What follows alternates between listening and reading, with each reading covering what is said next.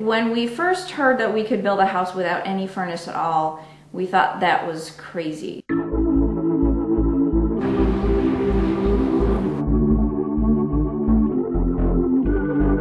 We had the house designed.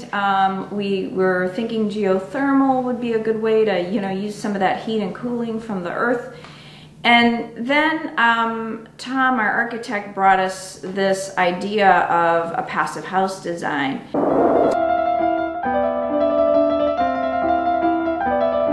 So the basic concept of the passive house is to put your effort into the things that stay, the low-tech, simple, permanent elements of the house, the wall structure, the insulation, the airtightness layer. These things last. They're not gadgets, and they allow you to hugely cut your energy. They managed to convince us that this could be done, and it could be done making a house that we could A, afford, and B, that would fit our lifestyle as a family of four. These super thick walls and triple insulated windows and the kind of ceiling that goes on when you build a passive house means the temperature is comfortable everywhere in the house. The airtightness has to be less than 0.6 air changes per hour when it's pressurized to 50 pascals. So we're talking about 10 times more airtight than code. The other advantage is that it's constantly ventilated. Under the stair here is the mechanical room, and I can show you the energy recovery ventilator, which is this device right here. It's sucking warm air out of the house from the moist areas, and it's bringing fresh air in from the outside continuously. This is an airtight house, so we need to have it breathe. We want to have it breathe in a smart way, not breathing just randomly through cracks in the envelope. So this is our nostril of the house, let's say. So the air is fresh, probably fresher than in a normal house where, say you had a lot of cooking fumes or something, or you had a lot of people over, it might get stuffy or stinky, and we don't really have that problem. This is the incoming air from outside.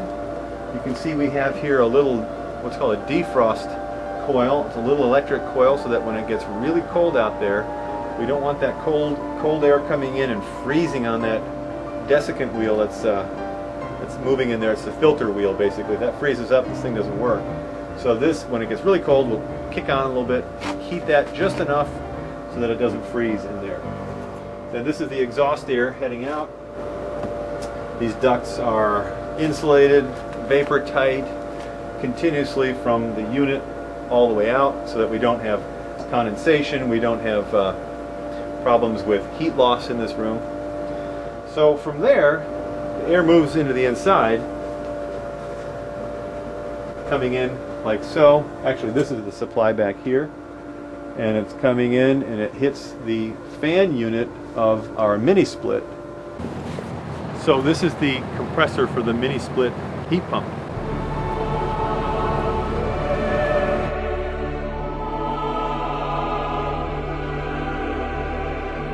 So all the heat and cooling that we need typically is coming out of this guy. There's enough humidity in this climate that we want to have the ability to dehumidify and cool a little bit, so that heat pump can give us that heating and cooling. This right here is a little muffler so that any vibration that's in this duct is not transferred to this duct. You can hear the fan noise here in the room with the ERV running on medium, but you pretty much can't hear it in the house at all. I'm going to shut the door here and we'll just turn off the light. We're just right across the wall from it and you virtually can't hear it at all. I think people like some sort of a fire, centerpiece of fire in their house somewhere, and some kind of a hearth, and so we decided to go with this pellet stove. Part of the idea was with this super low energy, super well insulated, super airtight house, we hardly need any heat to heat it. But when it gets really, really, really cold, we'll need to supply a little bit of heat, and our heat pump that we have for typical days won't want to work because if it gets down below zero, that heat pump stops functioning. So we need another source of supplemental heat. And we have two of them. We have this guy, and we have a couple little electric sources. We have a tile heat under the tile heating mat in the master bath and the kids' bath, and a little electric heat coil in the incoming airstream. So these things won't need to be used much, but when it gets really, really, really cold, they're there. So when we designed the house, we have this 3D modeling software that allows us to position the house geographically, and we also modeled the neighbor houses so we could see it and we could cast shadows. We had to be able to predict what the solar effect would be of the neighbor to the south and the sunlight. So you can see it right here. It's just like the model. We're at December 5th today, and we're about noon, so this is sort of getting close to our worst case scenario, the sun being lowest in the day, or lowest in the sky. And you can see how the windows were placed the bedrooms were placed all to the south so that they could have big windows and take it in. You know, it wouldn't make sense to put the bathrooms there where you want small windows. So the house is arranged to take advantage of the sun. And then up at the top you can see that clear story, which is grabbing that light and putting it down into that north side stairway and bouncing that light down into the house. And also the heat. It's a lot of heat gain, even though it's you know, cold time of year, low sun.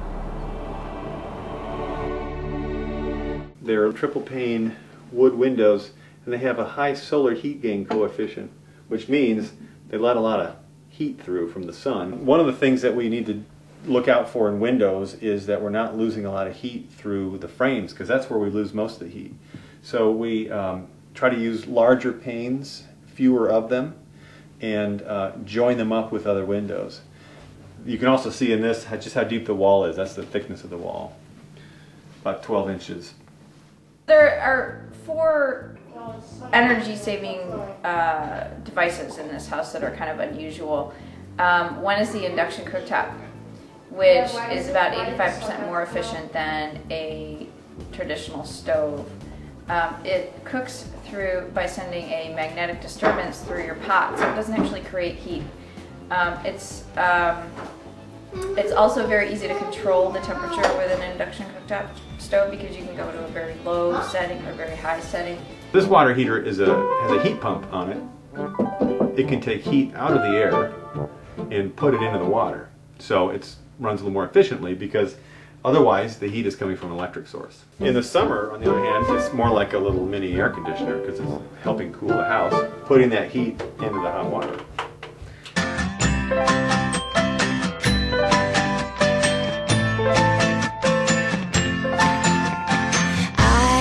Open my eyes, look to the sky. Oh, it's a sunny day. The world is looking so bright. What a surprise. Another unusual feature of this house is the condenser dryer, which does not vent to the outside. Instead, it actually condenses the water and sends it out along with the other wastewater in the house.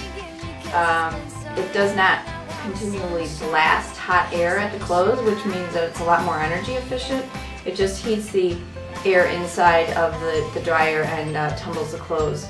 And it takes a little longer to dry. It takes about 2 hours to dry a load, but it's so much more energy efficient that we found that it's really worth just waiting a little longer for your clothes. I just can't help it. The drying rack is a really low-tech feature that anybody can pick up. I found that it's great for drying clothes, partly because it doesn't wear your clothes out so much, and super low energy, and it also creates a little nice humidity.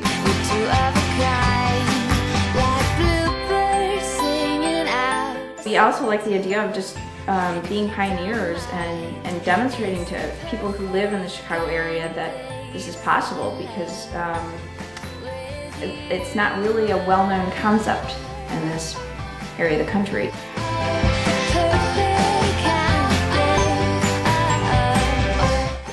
Even though it offers a lot of hope for significant energy savings and reduction of global warming. So we hope that this will help educate people about the technology and the possibilities that are available.